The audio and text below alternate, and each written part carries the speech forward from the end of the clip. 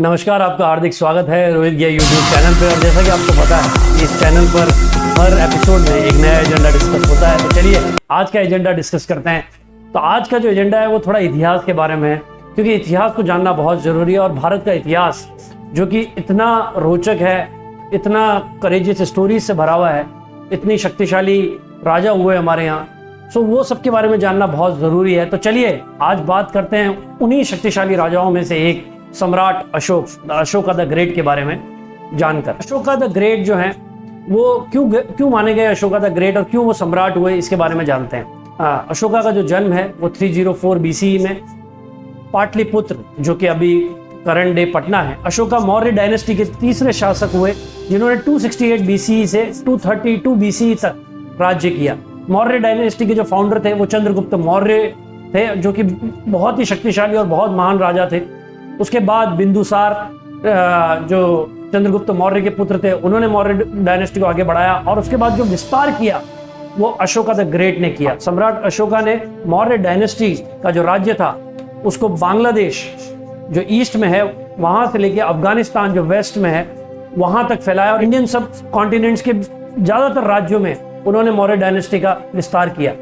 अगर मैं भारत की बात करूं तो कर्नाटक, केरला और तमिलनाडु के अलावा सभी राज्यों में उन्होंने मौर्य डायनेस्टी का विस्तार किया। अशोका द ग्रेट बहुत ही शक्तिशाली और बहादुर राजा थे। उन्होंने काफी विध्वंस युद्ध लड़े और काफी राज्यों को जीता। उसके बाद एक ऐसा युद्ध हुआ जिन्होंने उनके जीवन को परिवर्तन कर दिया, वो था कलिंगा वॉर।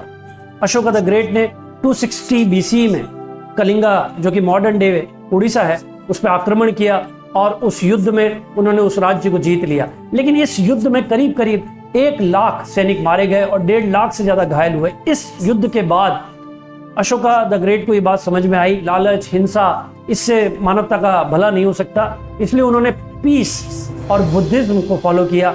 और अशोका ने अब इस कलिंगा युद्ध के बाद सभी जगह बुद्धिज्म को फैलाया। पूरे विश्व में उन्होंने बुद्धिज्म को फैलाया। बुद्धिज्म के विचार जो हैं वो जगह जगह उन्होंने उसका प्रचार किया। उन्होंने बहुत से मॉन्क, जो बुद्धिस्ट मॉन्क थे, उनको अलग अलग देश में नहीं, देश के बाहर भी अलग अलग राज्यों में भेजा, जिसमें श्रीलंका और भी बहुत से राज्य हैं जहां पर उन्होंने बुद्धिस्ट मॉन्क्स को भेजा और बौद्ध धर्म का प्रचार किया।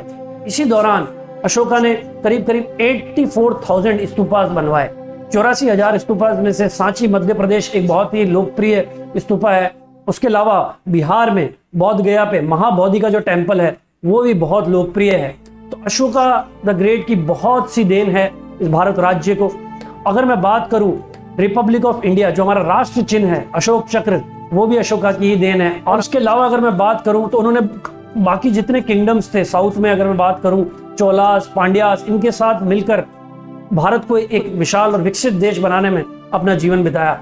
और इसके साथ साथ जैसा कि मैंने आपको बताया कि कलिंगा वॉर के बाद बौद्ध धर्म को अपनाया और उसका प्रचार किया और पूरा जीवन काल उसी तरीके से जिया। उस कलिंगा वॉर उनका आखिरी युद्ध था। उसके बाद अशोका द ग्रेट ने कभी कोई युद्ध नहीं लड़ा। उनकी पूरी जीवनी के बारे में अशोक वंदना में लिखा हुआ है ये सब कुछ, जो मैंने अभी आपको बताया कि उन्होंने अपने जीवन काल में कितने युद्ध लड़े, कितने जीते, और कैसे वो बौद्ध धर्म में परिवर्तन हुए, कैसे उन्होंने मौर्य राज्य को एक विकसित राज्य बनाया, एक शक्तिशाली राज्य बनाया जो चंद्रगुप्त मौर्य ने फाउंड किया था, और उसके अलावा कैसे भारत को एक शक्तिशाली देश बनाया। तो अशोका द ग्रेट भारत के एक महान और शक्तिशाली राजा थे, और जिसके बारे में हमें जरूर जानना चाहिए, क्योंकि इतिहास में बहुत सी ऐसी चीजें हैं जो शायद हमें नहीं पता।